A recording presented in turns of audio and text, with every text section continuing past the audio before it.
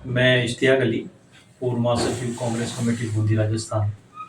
आज फिर हम शिव जी के साथ रूबरू प्रोग्राम में के सामने आमंत्रित हुए हैं।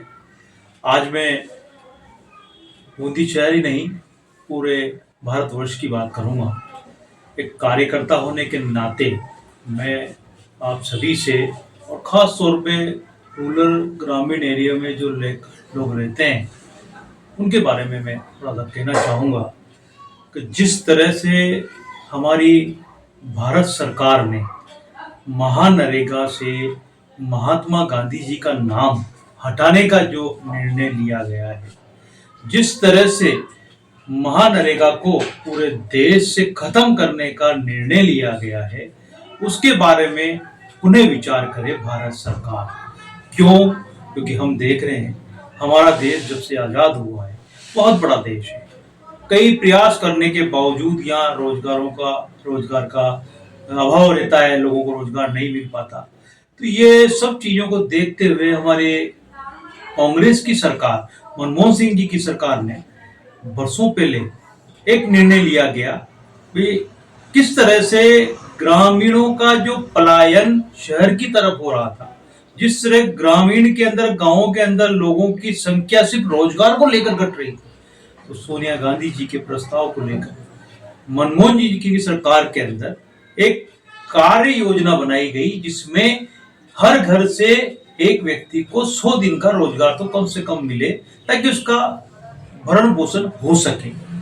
इसी के तहत महानरेगा, महात्मा गांधी जो हमारे देश की आत्मा के अंदर, हर छोटे बड़े के हृदय के अंदर और ब्लड के अंदर बसते हैं, उसी को लेकर हमारी सरकार ने महात्मा गांधी नरेगा योजना का नाम रखा, और उसके अंदर ग्रामीणों को ये सुविधा दी गई कि आप पलायन नहीं करें, यहीं अपना ग्रामीण गांव के अंदर रहकर रोजगार अर्जन करें, अपना परिवार का पेट पाले, अपना पेट पाले। लेकिन ये सरकार जो एक रोजगार देने में असमर्थ रही है, जिस तरह से 2 करोड़ लोगों को रोजगार देने का वादा किया था, उसमें ये सरकार किस तरह से विफल हुई है, उसी तरह ग्रामीणों के अंदर भी बेरोजगारी फैलाना चाहती है।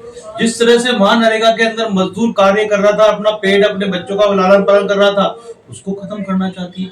उससे बड़ी बात, राष्ट्रपिता महात्मा गांधी का नाम तक ये सरकार देश के अंदर से खत्म करना चाहती है, जबकि पूरे विश्व के अंदर राष्ट्रपिता महात्मा गांधी को जिस आदर की दृष्टि से देखा जाता है, वो सब भारतीय नहीं, पूरे विश्व के लोग जानते हैं। लेकिन ये सरकार ये जानती है कि वो राष्ट्रपिता का नाम अगर रहेगा तो लोगों के अंदर जागृति रहेगी। एक शक्ति का प्रतीक जिस तरह से महात्मा गांधी का होता है, तो वो महात्मा गांधी का नाम महानरेगा से अभी हटाना चाहते हैं, और इसके अंदर नई नई योजनाओं को लाकर, नए नए नियम को लाकर धीरे धीरे धीरे नरेगा को भी खत्म करने के प्लान में सरकार लगी। तो मैं इस बात का पुरजोर विरोध करता हूँ। खास तौर पर मैं बात कहना चाहता हूँ ग्रामीण रूरल वाले लोगों से, जो दूर इलाके में बैठे हुए, वो लोग इस आंदोलन से जुड़े, इसका विरोध करें। आपके साथ विपक्ष कदम से कदम मिलाकर साथ खड़ा हुआ है, आपके कंधे मिलाकर साथ खड़ा हुआ है। आप लोग ध्यान दें। अगर आज ग्रामीण लोगों ने इसके ऊपर ध्यान नहीं दिया गया, तो मैं समझता हूं आने वाले टाइम पर और ज्यादा भयंकर बेरोजगारी हमारे देश के अंदर देखने को मिलेगी। जिस तरह से पहले से ही हमारे देश के अंदर बेरोजगारी देखने को मिल रही है, और ज्यादा देखने को मिलेगी।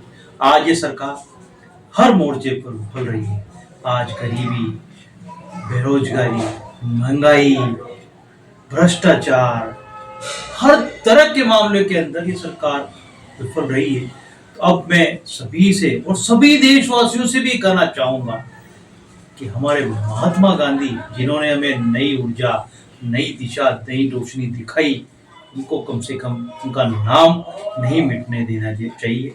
जिस तरह से हम चाहते हैं हमारे परिवार के अंदर कोई बड़ा बुजुर्ग हुआ है, तो हम उसका नाम को हमेशा अमर रखने की कोशिश करते हैं।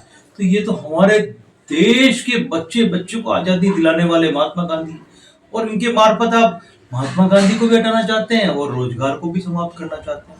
तो मैं सभी ग्रामीणों से, सभी ग्रामीण मेरे भाई और बहनों माताओं से ये निवेदन करना चाहता हूँ कि इस बात पर ध्यान दें। जिस तरह से 11 तारीख से पूरे भारतवर्ष के अंदर कांग्रेस ने निर्णय लिया गया है कि पूरे महानरेगा के अंदर आंदोलन चलाया जाएगा पूरे देश के अंदर, तो मैं समझता हूं सभी युवा और बुजुर्ग बच्चों को इस कांग्रेस के आंदोलन के अंदर भाग लेकर महानरेगा को बचाया जाए ताकि अपना भरण पोषण हो सके। जय हिंद, जय भारत, जय।